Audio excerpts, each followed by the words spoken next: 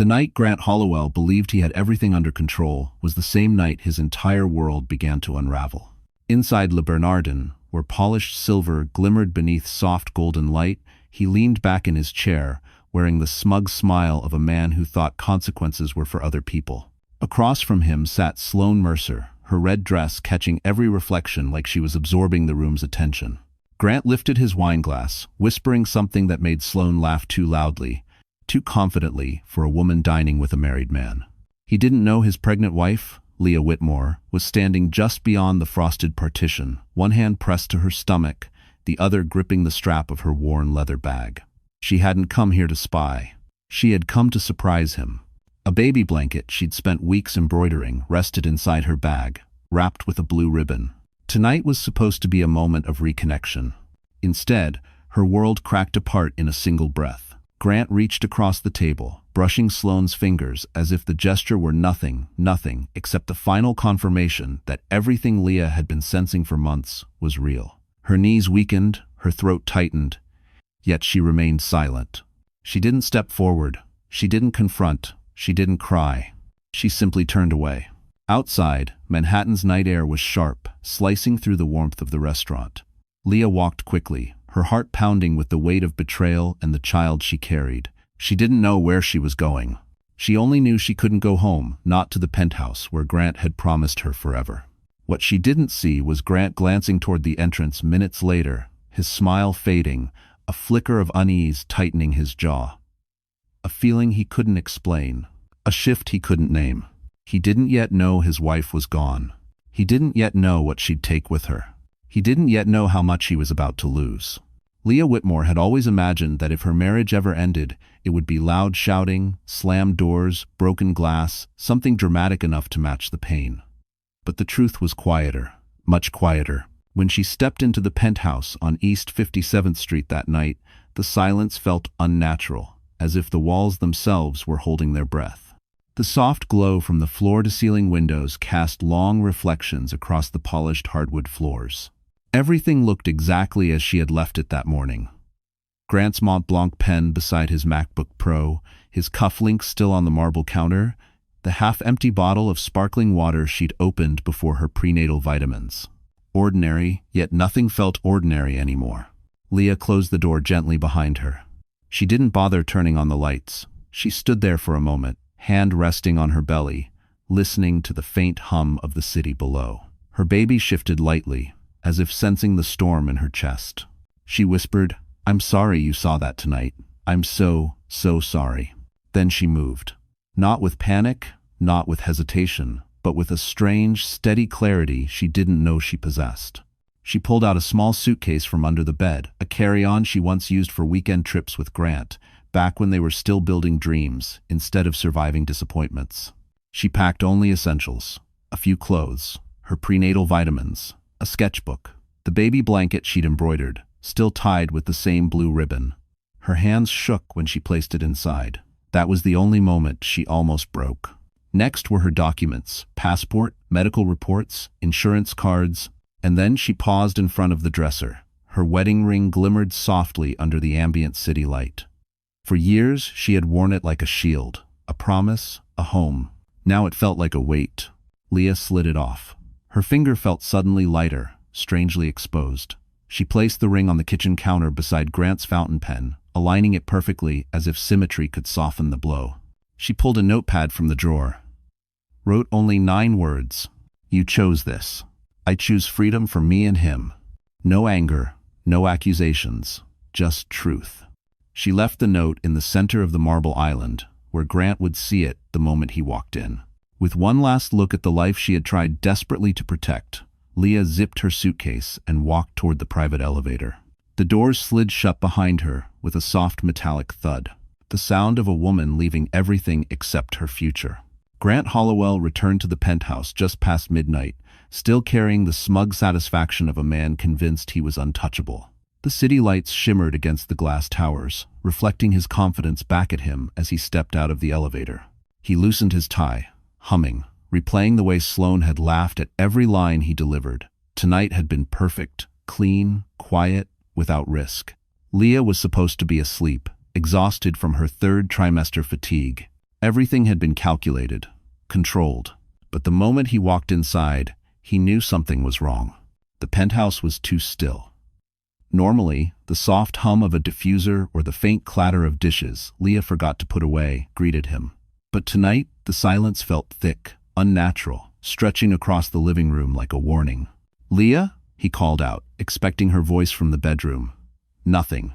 He walked farther in, his confidence evaporating with each step. Then he saw the ring. Her wedding ring. It sat beside his Mont Blanc pen like a tiny, glittering accusation. His chest tightened. What the hell? His eyes scanned the room. Her coat was gone. Her shoes. The tote bag she always kept by the door. Something inside him twisted, sharp, and cold. He moved quickly now, checking the bedroom, her dresser drawers half open, clothes missing. The bathroom, her skincare bottles gone. The closet, empty hangers dangling like stripped bones. A tremor of panic hit him. This wasn't a tantrum. This wasn't one of her quiet sulks. This was deliberate. He rushed back to the kitchen, fingers trembling as he grabbed the note from the counter. 9 words. Just 9. They sliced through his composure like a blade. You chose this. I choose freedom for me and him. Him. His son. His legacy. Grant felt the blood drain from his face. No. No, no, no, she wouldn't leave. She wouldn't dare. He pulled out his phone immediately. Called her. Straight to voicemail. Again. The automated voice felt like a taunt. The panic deepened, pressing against his ribs. He texted her. Where are you? Pick up. This isn't funny. Come home now. No response. He slammed the phone onto the counter, pacing, chest heaving. Losing Leah wasn't the fear. Losing control was. Losing his spotless image as Sterling and Crane's shining executive. Losing the child he planned to parade for social capital. Losing the wife he assumed would always stay quiet. Because if Leah was gone, she could expose everything.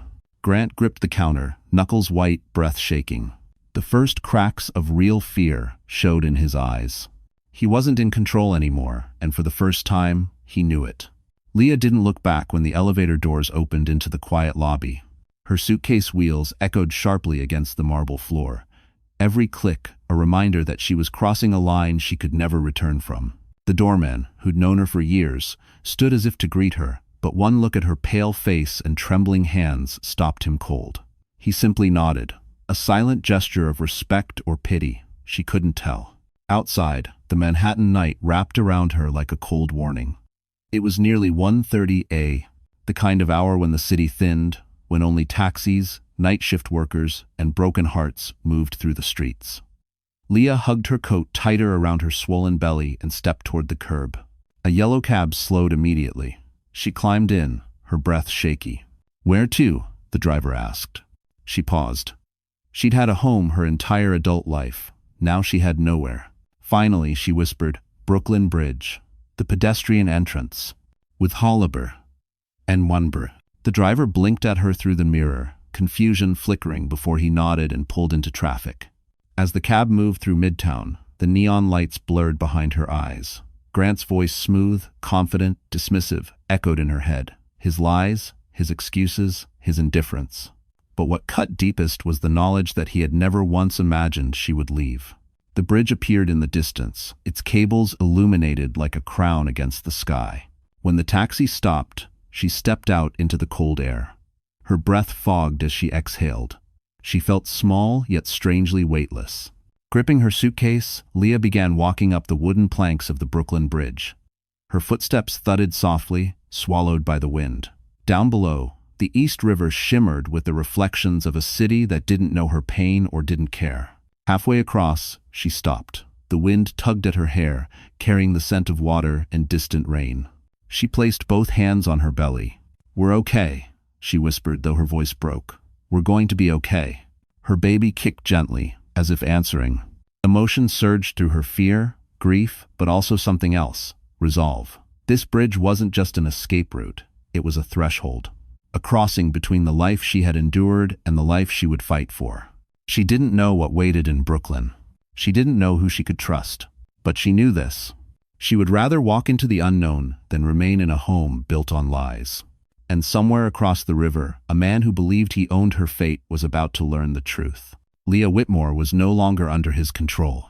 By the time Leah reached the Brooklyn side of the bridge, her legs ached, her breath trembled, and a stab of pain rippled across her lower abdomen, a warning her doctor had given her about overexertion during the third trimester. She steadied herself against a lamppost, forcing slow breaths.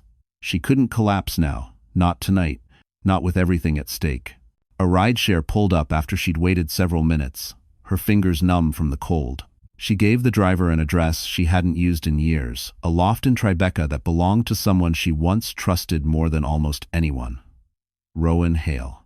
The building was quiet when she arrived, the kind of quiet that came from polished concrete, original brick walls, and thick security doors. She hesitated before pressing the buzzer. Would he even remember her? Would he care? It had been nearly a decade since their lives went separate ways. The speaker crackled. "Hello?" His voice, deeper now, steadier, hit her like a memory she didn't know she still carried. "Rowan, it's Leah." A pause, sharp intake of breath. Then the lock clicked. "Come up." Inside, the elevator opened directly into his loft. Warm light spilled across wide windows, overlooking Franklin Street. A half-finished sculpture sat on a workbench beside an open MacBook Pro and a steaming mug of coffee, untouched long enough to cool. Rowan stepped forward, barefoot, hair tousled, wearing an old gray t-shirt, but his eyes, those steady hazel eyes, focused instantly on her swollen stomach, her trembling hands, her exhausted face. "Leah." His voice softened to something almost broken. "What happened?" The moment she tried to answer, her breath hitched. Tears she had choked back all night finally slipped free. Rowan didn't press for details. He didn't ask intrusive questions. He simply reached for her suitcase, set it aside, and guided her to the couch with the gentleness of a man handling something sacred. "Sit, I'll get you water. Do you need to call your doctor? Are you in pain?" She shook her head, wiping tears. I had nowhere else to go." Rowan knelt in front of her, not beside, not across in front, eye level, grounding her. "You're safe here, Leah. Whatever happened, you're safe now." For the first time since discovering Grant's betrayal, her lungs expanded fully. The panic eased. The room felt warm, safe, in a way she hadn't felt in years. She didn't know Rowan's life had changed in unimaginable ways since they last spoke. She didn't know who he had become. She didn't know how deeply he still cared. But she would. And her arrival tonight would alter all three of their lives forever. Grant Hollowell was pacing the penthouse like a man possessed. The city glittered outside the windows, but inside, panic clawed at him until his breath came in sharp, uneven bursts. Leah was gone. Her ring was gone. Her note was gone. And the longer she stayed silent, the more dangerous this became for him. He grabbed his phone again and dialed her number. Straight to voicemail. He cursed under his breath, slamming the phone onto the marble counter. He wasn't used to being ignored, especially not by his wife, the woman he had molded into someone predictable, obedient, quiet. "Not like this," he muttered. "She doesn't walk out. She wouldn't." But she had. And that terrified him more than he wanted to admit. He opened his laptop and began typing rapidly. Damage control, that was step one. Leah couldn't be allowed to tell anyone what she saw tonight. Not colleagues, not friends, not the press. His reputation at Sterling and Crane was built on the illusion of a stable home life, clean values, leadership. A pregnant wife vanishing in the middle of the night? That was the kind of scandal that could cost him partnerships, investors, and the promotion he was weeks away from securing. He drafted an email to HR first. "Leah has been struggling emotionally due to her pregnancy. Unstable behavior. Please respect our privacy if she reaches out." He paused, choosing his words carefully, constructing a narrative that painted Leah as overwhelmed, fragile, unpredictable. The kind of woman who might disappear on impulse. The kind of woman no one should take seriously. It made him sick how easily the lies flowed, but he justified each one. This was survival. When his phone buzzed, he lunged for it, hoping it was Leah. Instead, it was Sloan. Did she find out? "Call me." Grant stared at the message, jaw tightening. He didn't need her panic on top of his own. He typed back, "I'm handling it. Don't contact me tonight." Handling it. As if he had any control left. He poured himself a drink scotch, 2 fingers, neat, and swallowed hard. His reflection in the glass cabinet looked older, more desperate. He hated it. "Get it together," he growled. Find her before she ruins everything. He didn't care about Leah's feelings. He cared about leverage, optics, reputation. And he knew something with cold certainty. A woman walking away was not nearly as dangerous as a woman who finally understood her worth. If Leah had reached that point, he was in far more trouble than he realized. Leah didn't remember falling asleep. Exhaustion had pulled her under the moment Rowan offered her the couch, a blanket, and a glass of water she barely touched. When she finally woke, the loft was dim, except for the warm glow of a single lamp on the side table. For a moment, she didn't know where she was. The unfamiliar ceiling, the exposed brick walls, the distant hum of Franklin Street, it all blended into a haze. But then her baby shifted inside her, gently reminding her of the night she had survived. The betrayal she had witnessed, the life she had walked away from. The weight of it all crashed into her. Leah covered her face with both hands as the first sob escaped, sudden and sharp. She tried to muffle it, but once the dam cracked, everything burst. Her inhale hitched, her chest tightening, tears spilling hot and relentless. Months of holding her breath, of pretending everything was normal, collapsed into a single moment of raw, unbearable release. She cried for the woman she used to be. She cried for the child she needed to protect. She cried for the love she thought she had, the marriage she tried to fix alone, the nights she lay awake wondering what she had done wrong. And she cried because she finally understood. Grant had never planned to choose her. The sound must have traveled, because Rowan appeared quietly from the hallway. He didn't turn on any harsh lights. He didn't rush toward her or smother her with questions. He simply approached slowly and knelt beside the couch, his expression soft with a concern she hadn't seen from anyone in a long time. "Leah," he said gently, "you don't have to hold it together right now." That made her cry harder. She pressed her palms to her eyes, embarrassed. "I'm sorry," she choked. "I didn't mean to wake you. Everything hurts." Rowan reached for a box of tissues, placing them beside her without forcing them into her hands. "You have every right to break down," he murmured. "You've been carrying too much alone." His voice wasn't pitying, it wasn't patronizing, it was steady, human, real. Leah wiped her cheeks, breath trembling, vision blurry. "I don't know what to do next," she whispered. "I don't even know where I belong now." Rowan's eyes held hers, unwavering. "You belong somewhere, you're safe. And until you find that place," he paused, choosing his words with care. "You have this one." 8. For the first time in months, Leah felt the smallest flicker of something warm. The possibility that she wasn't as alone as she thought. While Leah lay curled on Rowan's couch, breath finally evening after hours of quiet tears, another part of Manhattan pulsed with a different kind of desperation, one wrapped in perfume, ambition, and a dangerously fragile sense of victory. Sloan Mercer stood in front of her bathroom mirror, reapplying lipstick with the precision of a surgeon.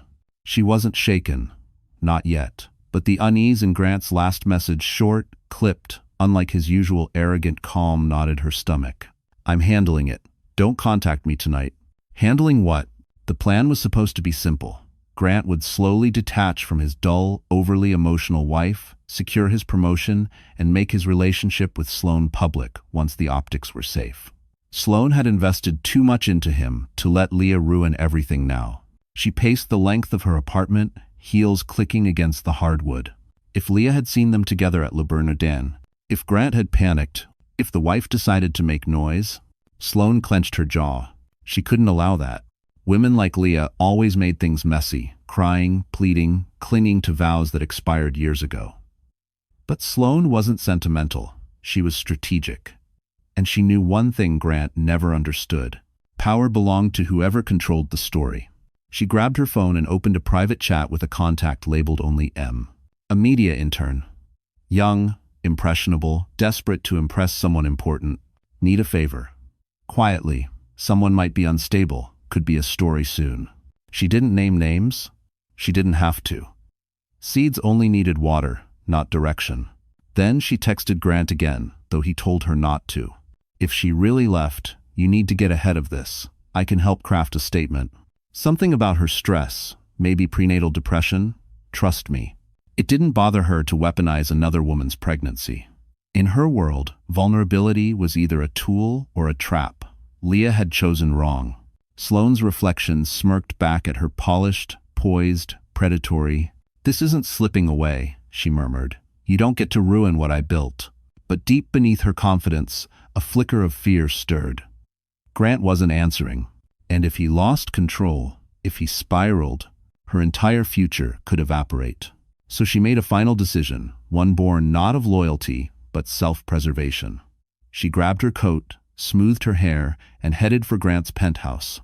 If Leah was gone, Sloan intended to step into the space immediately, publicly, permanently. She didn't know that Grant's world was already cracking. She didn't know Leah was no longer alone. She didn't know Rowan Hale existed. But she would, and the truth would destroy her carefully curated empire. Sunlight crept slowly across the wide loft windows, brushing against Leah's eyelids before she was ready to wake. For a moment, she forgot where she was.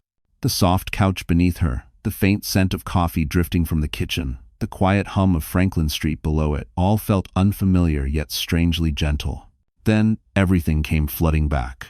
The restaurant, the betrayal, the bridge, Rowan. Her chest tightened, but the ache wasn't as suffocating as the night before. She shifted carefully, one hand instinctively covering her belly. Her baby responded with a light flutter, as if reminding her they were both still here, still fighting. A soft clatter sounded from the kitchen. Leah pushed herself upright, smoothing her tangled hair. Rowan stood by the counter, sleeves rolled up, pouring freshly brewed coffee into 2 mugs. He looked up the moment he sensed movement. "Morning," he said, voice low but warm. "Did you sleep at all?" "Yes, more than I expected." She hesitated. "I'm sorry for last night." "Don't be." Rowan approached with a careful step, handing her a steaming mug, not coffee, but a Starbucks-branded herbal tea he must have ordered earlier. Chamomile, her favorite, he remembered. The realization made her eyes burn again. She blinked it away. "You don't have to take care of me," she whispered. "I know," Rowan replied gently, "but I want to make sure you're not carrying this alone. Not anymore." She didn't know how to respond to that, not when kindness felt foreign after months of emotional erosion. She sipped her tea, letting the warmth settle in her chest. Rowan sat across from her, elbows resting loosely on his knees. "You don't have to tell me everything today. But I need to know. Does he know where you are?" Leah shook her head, fear flickering. "No, but Grant won't stop looking. He doesn't handle losing control well." Rowan's jaw tightened, a subtle flash of protectiveness crossing his face. "Then he won't find you here." Something in his voice, steady, grounded, almost unshakable, made her inhale deeply for the first time in days. "I have an appointment later," she murmured. "A prenatal checkup. I was supposed to go with him." "Then you're going with me," Rowan said without hesitation. The certainty in his tone startled her, softened her, steadied her. Outside the window, sunlight finally broke fully over the buildings, spilling warm gold across her face. For the first time since her world shattered, Leah felt the faint outline of a new path forming. One she didn't choose alone. And far across Manhattan, Grant Hollowell had no idea his grip on her life was already beginning to slip. Grant Hollowell walked into Sterling and Crane the next morning in a tailored navy suit, polished shoes, and a smile he crafted like armor. Image was everything. Optics were everything. If he pretended nothing was wrong, then nothing was wrong, at least to everyone watching. But the cracks were already forming. The receptionist glanced up at him with an expression he couldn't read, curiosity, maybe concern. 2 analysts passing by lowered their voices the moment he stepped into the hallway. Grant's stomach tightened, though he refused to acknowledge why. He simply adjusted his tie and strode toward the executive floor. Inside the conference room, the weekly partners meeting buzzed with low chatter. Grant slipped into his seat, ready to perform. But then he noticed something that made his pulse flicker. Sloan wasn't in her usual spot outside, preparing materials. She was nowhere, and people were whispering about him. He caught fragments. Wife. Late night. Didn't look good. His jaw locked. Someone must have seen him at Le Bernardin. Or worse, someone had seen Leah. The image of her walking in that night made his chest twist unpleasantly. Before he could reassert control, the CEO, Roland Crane, entered the room. His gaze swept the table, pausing a fraction too long on Grant, something cold, unreadable. Grant hated that look. "We'll begin," Crane announced. "But first, a brief note." Grant felt the shift before the words even landed. "There have been conversations circulating about one of our executives' personal matters. I will remind everyone that conduct inside and outside this building affects this firm. A few people glanced directly at Grant. He forced a confident smirk, but his palms were damp. Crane continued, "If anyone's private situation becomes a liability, we will address it accordingly." It wasn't subtle. It wasn't meant to be. Grant swallowed hard. His promotion, his reputation, everything he'd built, they were suddenly on unstable ground. Then came the final hit. During the meeting, his phone vibrated once. A message from Sloan. "We need to talk. Someone recognized us last night." Grant's vision narrowed. Of all nights, of all restaurants. He typed back sharply, "Stay quiet. Do not mention Leah." But when he glanced up, he found two associates watching him closely, whispering again. The room felt smaller, hotter. He'd always controlled the narrative. But now, for the first time, he felt it slipping through his fingers. If Leah talked, if anyone believed her, his entire world could collapse. And what he didn't know, what terrified him more than he could admit, was that Leah wasn't alone anymore. Her silence wasn't weakness. It was preparation. By late afternoon, Leah felt strong enough physically, at least to sit upright without her pulse racing. Rowan had insisted she rest, but the appointment reminder on her phone blinked insistently. Missing prenatal checkups wasn't an option, no matter how shattered her world felt. When Rowan emerged from his home office, jacket in hand, she blinked in confusion. "You're leaving?" He shook his head. "I'm taking you to your appointment." She opened her mouth to protest. "Rowan, you don't have to." "Yes," he said gently but firmly, "I do." His tone wasn't forceful, but grounded. Clear. A boundary, not a rescue. It surprised her how safe that felt. He wasn't trying to take over. He was simply showing up. Something Grant hadn't done in months. Rowan grabbed his keys and held the door for her. "We're going in my car. The Uber surge is insane right now." A subtle joke. She managed a small smile. Outside, his Mercedes S-Class waited at the curb, understated and elegant. Not flashy. Grant had always chased flashy but quietly powerful. Leah settled into the soft leather seat, letting out a breath she didn't know she'd been holding. The drive to the clinic on 67th Street was quiet, except for the soft hum of the engine and the occasional honk from impatient Manhattan traffic. Rowan didn't bombard her with questions. He didn't pry. He simply asked one thing. "When was the last time you felt safe?" The question stunned her. Not because she didn't know the answer, but because no one had ever cared enough to ask. "I don't remember," she whispered. Rowan nodded, eyes fixed on the road. "Then let's start small. You're safe right now, with me. Just for the time you need." The simple truth of it eased something deep in her chest. At the clinic, he waited outside the exam room, hands in pockets, pacing slowly but respectfully. When the doctor called him in at Leah's request, he entered quietly. The ultrasound screen glowed blue, displaying a tiny heartbeat flickering steadily. Leah watched Rowan instead of the monitor. His expression softened, something warm and protective, brightening his features. "He's strong," Rowan said softly, meeting her eyes. "Like his mother." Her throat tightened. No one had ever said something like that to her, not without expectation, not without agenda. As they left the clinic, the early evening skies stretched across Manhattan in shades of gold and rose. Rowan opened the car door for her. "Leah," he said gently, "I'm here to help, but only if you want me here. You get to choose that." Choice. Her choice? Something she'd been denied for far too long.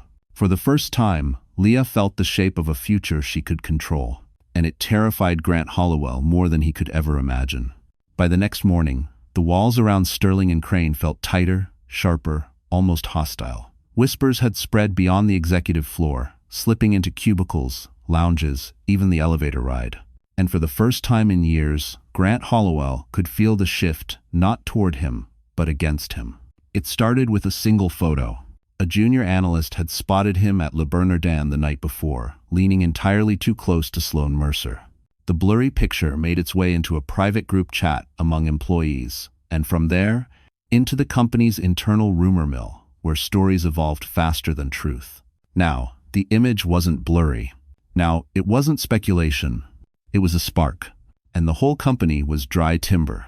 When Grant stepped off the elevator at 8:32 a.m., conversations died instantly. People turned away or pretended to scroll through their phones. A few didn't bother hiding their stares. He forced a smile, the charm he used to rely on. Morning. No one answered.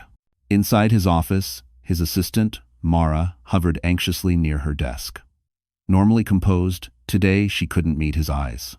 "Is there something you need to tell me?" he asked flatly. She swallowed. "Mr. Crane wants to see you, right away." Grant stiffened. "About what?" Her gaze darted toward her monitor, where a tab quickly disappeared. "I think you already know." He didn't. He feared he did. He entered the CEO's office with a confidence he didn't feel. Roland Crane didn't offer him a seat. Not a good sign. "Grant," Crane began, voice even but razor sharp. "Sterling leadership requires stability, optics, reliability." "My work speaks for itself," Grant argued. "It used to." Crane turned his monitor.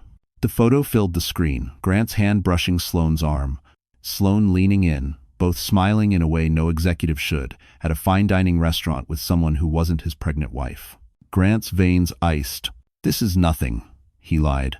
"A private dinner," misinterpreted. Crane studied him, unimpressed. "Your wife is 7 months pregnant. She hasn't been seen with you in weeks. And now this appears. Rishan, 19. Grant opened his mouth, but Crane continued firmer. "If your domestic life becomes a liability to this firm, we will have to reconsider your position and your pending promotion." The words landed like blows. Grant stepped closer, lowering his voice. "I can manage the situation." "You'd better." Crane closed the file, "because right now, the situation is managing you." Grant walked out, mask cracking, pulse thundering. He needed to find Leah. Silence was killing him. What he didn't know was that Leah wasn't hiding. She was healing. And every moment she stayed gone, the empire he thought untouchable was starting to fracture. The next afternoon, Rowan suggested they take a short walk through Soho. Leah hesitated at first, but the loft walls felt too close, too heavy, and she needed air. Real air. Not the recycled, nervous breaths she'd been taking for days. The streets buzzed softly with weekend energy as they strolled past boutiques and art-filled windows. It was familiar ground for her. She had spent years restoring paintings in a gallery just a few blocks from here. Back when life felt hopeful. Back when she still believed Grant's promises. Rowan slowed in front of Marwick and Sons Gallery, its warm lights glowing through the glass facade. "They're showcasing local artists today," he said quietly. "Want to step in for a minute?" She didn't answer with words. She simply nodded, surprising herself. Inside, the gallery smelled of linseed oil and varnished wood, comforting scents she'd always associated with possibility. Leah trailed her fingers along a display case, her eyes catching on a small, ethereal watercolor. The brushwork was delicate, emotional, unmistakable. Her own. A gasp escaped her. She hadn't seen this piece in years. She'd painted it before she married Grant, back when she still believed her art could mean something. Before she let him nudge her away from it with comments like, "Cute hobby, Leah, but you don't need to work anymore." The gallery owner approached with a warm smile. "Beautiful, isn't it?" The artist had incredible sensitivity. "We've had several inquiries about acquiring it." Leah blinked, stunned. "Someone wants to buy it?" Several someones. Emotion tightened her throat. She couldn't remember the last time Grant had complimented anything she created. He didn't understand her work. He never tried. She had given up her dreams for a man who couldn't be bothered to see them. Rowan watched her silently, reading every shift in her expression. "You didn't tell me you'd exhibit it here." "I didn't think it mattered," she whispered. "Well," he said softly, stepping beside her, "it clearly did. To people who actually see you." The words hit deeper than she expected. For months, maybe years, Leah had felt like she was shrinking inside her own life, her own marriage. Grant didn't just cheat, he erased her. Bit by bit, smile by smile, choice by choice. Standing in that gallery, surrounded by brushstrokes she once believed in, she felt the truth settle over her like a trembling revelation. Grant had never loved the real her, only the version he could control. Her baby kicked then, a small, firm reminder that she wasn't alone anymore, that she had something worth rebuilding her life around. And for the first time, Leah didn't feel broken. she felt returning. While Leah was rediscovering pieces of herself in Soho, across Manhattan, Sloan Mercer sat in the dim office she shared with her PR team, scrolling furiously through her phone. Grant still hadn't responded to her last message. And worse, every attempt she'd made to shape the narrative inside Sterling and Crane had been met with cold, suspicious silence. People were watching her now, whispering, connecting dots she hadn't authorized anyone to connect. Her instincts screamed at her. Find out who's helping Leah. So she dug. Sloan prided herself on having a talent for secrets, knowing them, using them, burying them.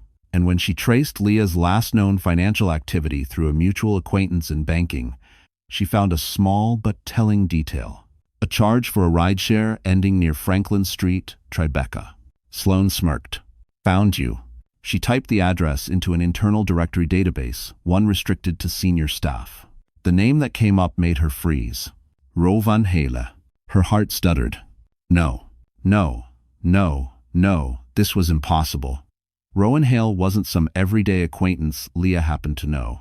He was the Hale heir, the silent owner of Hale Media Group, which controlled 3 major newspapers, including the one Sterling and Crane relied on for investor relations. And the most dangerous part? He'd kept his power hidden for years, pretending to be nothing more than a low-profile attorney and patron of the arts. Sloan's mind spun. If Leah was with Rowan, Grant wasn't just in trouble. Grant was finished. The promotion he worshipped? Gone. His career? Gone. His reputation? One headline away from ruin. A slow, wicked thought began forming in Sloan's mind. If she played this right, if she distanced herself at the perfect moment, she might not only save herself, she could replace him. But first, she needed to know how close Rowan and Leah really were. She opened social media archives, hunting for any trace of their past. Then she found it. A photo from years ago, Rowan and Leah at a university art gala, smiling at each other with a softness that couldn't be faked. A past relationship, a powerful man, a pregnant woman he clearly once cared for. Sloan's stomach tightened. This wasn't an affair scandal anymore. It was a war she hadn't realized she'd entered. And she had just discovered that the woman she dismissed as fragile was being protected by someone far more dangerous than Grant Hollowell ever could be. She whispered to herself, pale now, "Oh, Leah, what have you stepped into?" But the real question, the one Sloan should have asked, was, what has she stepped into? Because Rowan Hale had already noticed her digging, and he wasn't known for mercy. Grant Hollowell had always believed he was the kind of man who could bend the world to his will. But by the end of the week, even he could feel his grip loosening. His reflection in the penthouse windows looked unfamiliar. Eyes bloodshot, jaw tight, hair disheveled from running his hands through it too many times. Leah's silence had gone from irritating to unsettling to terrifying. And the company? Slipping through his fingers. He sat at his dining table with a drink he didn't taste, scrolling through internal messages he wasn't meant to see. Rumors. Speculation. Whispers that he was unstable or losing focus. Someone had even suggested postponing his promotion vote. He slammed the glass down hard enough to crack it. Who's spreading this? He suspected Sloan at first, loyal until threatened. But no, she was too smart to sabotage herself. Then he saw it. A forwarded email mentioning a powerful outside influence asking questions about him. A name floated through his mind, uninvited. Rowan Hale. A name he hadn't heard in a decade. A name Leah had once spoken with softness. His stomach soured. Leah couldn't be with him. She wouldn't dare. His phone buzzed. Sloan. Again. Grant, we need to talk about the photo. And about Leah? He ignored the message. He couldn't deal with her panic tonight. He needed answers. After pacing the penthouse for the 5th time, he opened Leah's laptop, the one she rarely used and never locked. In her email drafts was something that made his vision blur with rage. A message she had written days before leaving, but never sent. Subject line, I need help. Recipient, Rowan Hale. Oh no, Grant whispered, breath trembling. Oh, that little... He grabbed his coat and stormed out of the penthouse. The elevator felt too slow. The city streets felt too loud. His pulse hammered in his ears as he drove, ignoring red lights, his Tesla weaving recklessly through Manhattan traffic. If Leah was with Rowan, if she dared make him the villain publicly, he could lose everything he'd built. His career, his image, his future. He arrived at the office after hours, swiping himself inside. He tore through HR files, through compliance logs, desperate to find something, anything he could use to regain control. Something to turn the narrative back on Leah. Instead, he found a sealed report with his name on it. Unauthorized spending, misallocated funds. A whistleblower complaint. His knees nearly buckled. This wasn't Leah. This wasn't Sloan. This was the company preparing to cut him loose. Breath shaking, he whispered, "No, this isn't happening. This isn't happening." But it was. For the first time in his life, Grant Hollowell wasn't the hunter. He was the one being hunted. The day after Grant's world started cracking, Leah woke to a rare, unfamiliar feeling. Stillness. Not fear, not panic, just stillness. The kind that follows a storm but precedes a new beginning. Rowan had stepped out for a morning meeting, leaving a handwritten note on the kitchen counter beside a fresh herbal tea. Take your time. You don't have to rush healing. No one had ever spoken to her that way. No one had ever given her permission to rest. She sipped the tea slowly, letting warmth settle into places she didn't know were cold. Then her eyes drifted toward a corner of the loft, the corner she had intentionally ignored until now. It held a canvas, blank and waiting. A set of brushes in a jar. A tray of watercolor pans she recognized instantly. Rowan had placed them there, quietly, without expectation. Leah approached the canvas as though it were something sacred. She touched its surface lightly, her fingers trembling. She hadn't painted since the early months of her marriage, before Grant convinced her there was no future in it, before she traded her dreams for stability that was never real. Painting had once been her voice, her freedom. Grant had silenced both. But here, in this quiet Tribeca loft, surrounded by the soft hum of city life, she felt something flicker inside her chest. A small pulse of who she used to be. She dipped a brush into the water. Her breath slowed. Her shoulders loosened. The first stroke of color landed gently on the canvas, then another, and another. Shapes formed, not perfect, not planned, but honest. She painted the Brooklyn Bridge from memory, but not the bridge she had walked across in fear. She painted the version where dawn broke behind it, gold, soft, full of possibility. Color returned to her fingertips. Strength returned to her breath. And hope returned to her heart. She didn't hear Rowan come back until he stood quietly behind her. "You remember how to breathe when you paint," he said softly. She didn't turn around, but a smile touched her lips. "I forgot what it felt like." "No," he replied gently, stepping closer but not touching her. "Someone made you forget. That's different." The words hit deep because they were true. Leah lowered her brush, exhaling shakily. "Rowan, I don't know who I'm becoming," he answered without hesitation. "Someone stronger than before." End quote, end quote. She blinked back sudden tears, but they weren't from pain this time. They were from recognition. For the first time since her marriage began to erode, Leah wasn't losing herself. She was finding herself again. Grant Hollowell hadn't slept. Not really. He had only paced through the penthouse, through the edges of his unraveling mind, through every possible scenario of where Leah could be hiding. Each hour she stayed gone was another crack in his empire. Another threat to the image he'd built, brick by fraudulent brick. By sunrise, his desperation sharpened into something darker.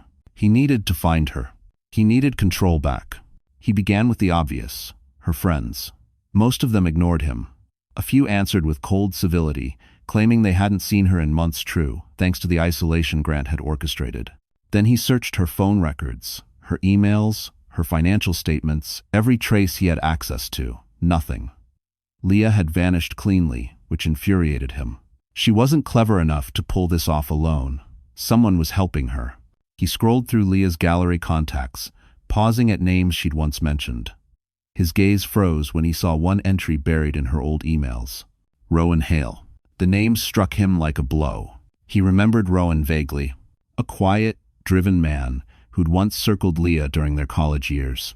Grant had dismissed him back then as unimportant, someone who would never pose a threat. But now Rowan Hale was everywhere. In Leah's unsent email. In internal Sterling and Crane whisper networks.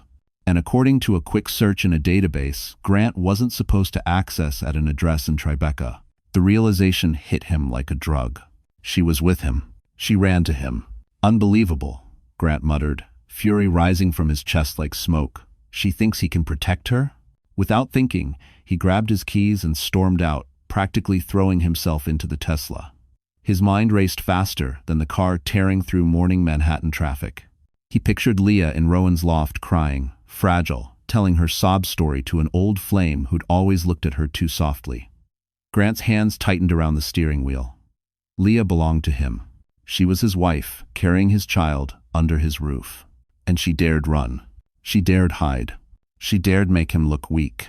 As the skyline shifted, as Tribeca drew closer, his anger bloomed into something dangerous. He parked illegally, barely noticing the ticket officer shouting after him.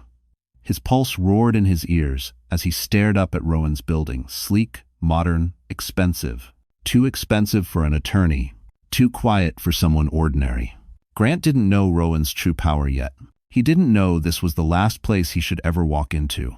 He didn't know his arrival would trigger consequences he couldn't escape. He only knew one thing. Leah was inside and he was going to get her back. Grant didn't knock. He slammed his fist against Rowan Hale's loft door so hard the metal frame rattled. Inside, Leah flinched, her brush dropping onto the floor. Rowan rose immediately from the kitchen island, eyes sharpening into something cold and alert. The second knock wasn't a knock, it was a threat. Rowan stepped toward the door. "Stay here," he murmured to Leah. But she grabbed his sleeve, breath trembling. "He'll hurt you. You don't know what he's like when he's angry." Rowan turned to her, voice steady. "Leah, he's not getting near you." On the third hit, Rowan opened the door. Grant stumbled inside with a fury that filled the room like smoke. His eyes were wild, his movements sharp, his breath shallow with rage. "You," he growled, pointing at Rowan. "Where is she?" Rowan didn't move. Didn't blink. "Lower your voice." Grant shoved past him and froze. Leah stood behind the couch, one hand on her stomach, the other bracing herself on the armrest. She looked smaller than he remembered, yet somehow stronger. Her eyes were no longer pleading. They were calm, resolute. "Leah," Grant exhaled, the rage shifting into something manipulative, familiar. "Baby, thank God. I've been worried sick." And well through. Rowan stepped between them so smoothly it looked effortless. "Don't call her that," Grant snapped. "This is my wife. Move." "No," Rowan said simply. Something inside Grant broke. He reached forward, grabbing Rowan's shirt, but Rowan caught his wrist midair, grip firm, unyielding, not violent, but immovable. "Let go," Rowan warned quietly. Grant jerked back, humiliated. "You think you can hide her from me? You think you can keep my child from me?" Leah inhaled sharply. "Our child doesn't need a father who cheats, lies, and manipulates." Grant's head whipped toward her. "You ungrateful." Rowan's voice cut through the room like steel. "Choose your next words carefully." Grant glared between them, chest heaving. "You're making a mistake, Leah. You can't leave me. You have nothing without me." Leah straightened, shoulders trembling but firm. "I have peace without you. That's more than you ever gave me." Grant stepped forward. Rowan blocked him instantly. "You need to leave. Now." Grant's laugh was sharp, unhinged. "You think this is over? I'm going to destroy both of you." He stormed out, slamming the door so hard the frame shook. Leah collapsed onto the couch, breath shaking. Rowan knelt beside her, voice gentle again. "You're safe, I promise." But Leah stared at the door, heart pounding. Because nothing about Grant's last words felt empty. And somewhere inside her, she knew. The war had officially begun. Grant Hollowell stormed out of Rowan's loft like a man escaping a burning building, except the flames were inside him. Rage, humiliation, fear, all boiling into something reckless. He didn't return home. He couldn't sit still. Instead, he drove straight to Sterling and Crane, intent on reclaiming control of the one thing he believed was still his: power. But by the time he stepped through the office doors, power had already slipped from his hands. The air shifted when he walked in. Conversations halted. People stepped aside. Phones lowered. Grant had always enjoyed attention, but this wasn't admiration. It was anticipation. A crowd watching a man they knew was about to fall. Mara, his assistant, rushed toward him, pale and frantic. "Grant, don't go in there. They're reviewing," but he shoved past her. "I don't care." He pushed open the boardroom doors. Every executive looked up, faces carved in stone. Roland Crane stood at the far end of the table, a folder in hand. A very thick folder. "Good," Grant snapped. "You're all here. We need to talk about the rumors." Crane cut him off. "Sit down, Hollowell." Grant froze. No one spoke to him like that. He didn't sit. Crane opened the folder. "We received a whistleblower complaint 3 weeks ago. We kept it internal while verifying the details." "Complaints?" Grant scoffed. "About what?" "The misuse of company funds," Crane said calmly. "Your misuse." The room erupted into whispers. Grant's stomach dropped. "No, that's impossible. This is fabricated. Who started this?" Crane slid a stack of documents toward him. Receipts, wire transfers, personal charges disguised as corporate expenses, all with his signature. All undeniable. "This is a violation of federal compliance," Crane continued. "Effective immediately. You are suspended pending investigation." Grant's throat tightened. "You can't do this. You need me." "My promotion." "Your promotion," Crane said flatly, "was rescinded this morning." Silence detonated across the room. But the final blow came not from Crane, but from Sloan, who slipped into the doorway at that exact moment. Her expression was cold, controlled. "We also have confirmation," she said softly, "that your wife has left you. And she may be speaking with the media soon." Grant turned white. He knew instantly who stood behind that leak. 2-0. "Rowan." His voice cracked. You're all making a mistake." Crane shook his head. "No, Grant, you did." Security arrived to escort him out. Phones recorded. Whispering spread. Doors opened to watch him fall. For the first time in his life, Grant Hollowell felt small, stripped, powerless. And as he was led through the lobby, someone murmured just loud enough for him to hear. "Leah made the right choice. I am." The day Grant Hollowell was escorted out of Sterling and Crane was the same day Leah finally stopped looking over her shoulder. For weeks, she had lived with the fear that he would come for her, twist the truth, or try to rip her future apart. But now, the man who once controlled every inch of her life had lost the one thing he valued more than her: his power. News traveled fast across Manhattan. By noon, 3 financial outlets reported his suspension. By evening, 2 major media networks owned quietly by Hale Media Group ran stories exposing his financial misconduct and inappropriate workplace relationships. Not one mentioned Leah. Rowan had made sure of it. When he arrived back at the loft that night, she was waiting by the windows, watching the honey-gold sunset fall over the skyline. She didn't look frightened anymore. She didn't look broken. She looked free. Rowan stepped beside her. "It's done," he said softly. "He can't hurt you anymore." Leah exhaled shakily, tears forming not from sadness, but release. "I thought I'd feel guilty watching his life fall apart, but I don't." "You shouldn't," Rowan replied. "Actions have consequences. He earned his." She nodded, hand resting gently on her belly. "What happens now?" Rowan hesitated, not from uncertainty, but out of respect. "Now, you decide the life you want. I'm here if you want me in it, but this future is yours, Leah. No one will own your choices again." Her eyes softened. "You've protected me more in weeks than he did in years." "I didn't protect you," Rowan corrected gently. "You protected yourself. I just made sure the world couldn't silence you again." The baby kicked, then strong, certain, as if agreeing. Leah laughed through her tears, placing Rowan's hand on her stomach. He froze, overwhelmed by something deep and unspoken. Later that month, Leah moved into her own apartment in Tribeca, a space filled with sunlight and canvases and the soft sound of future possibilities. She continued painting. Her first piece sold within days.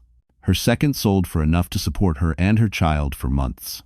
A collector requested a series. Another gallery invited her to exhibit. Her life wasn't rebuilt overnight, but it was hers now.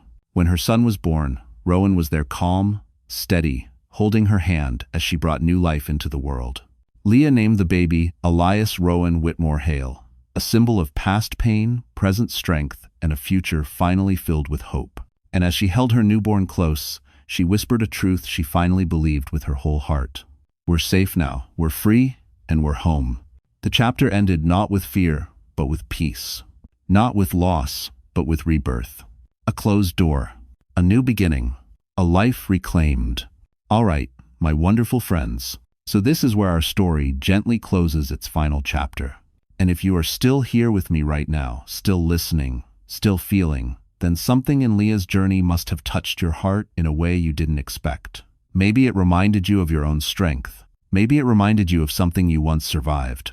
Or maybe it simply reminded you that you deserve peace too. You know, the Stoics often said, the impediment to action advances action. What stands in the way becomes the way. And that's exactly what Leah showed us. The things that tried to break her betrayal, fear, loneliness became the very path that led her to freedom, dignity, and a new beginning. Marcus Aurelius wrote, "You have power over your mind, not outside events." Leah learned that, and in time, all of us must learn it too. So, as we step away from this story together, let me speak to you directly, heart to heart. You are stronger than the storms you've walked through. Your past does not define your future, and the moment you decide to choose yourself, truly choose yourself, everything changes. If this story reached you, even a little, if it made you breathe deeper, if it made you believe again in healing, justice, or second chances, then please, like this video, share it with someone who needs it, and subscribe to the channel so we can keep walking through these powerful stories together. You being here means more than you know. And remember, your new beginning might be closer than you think.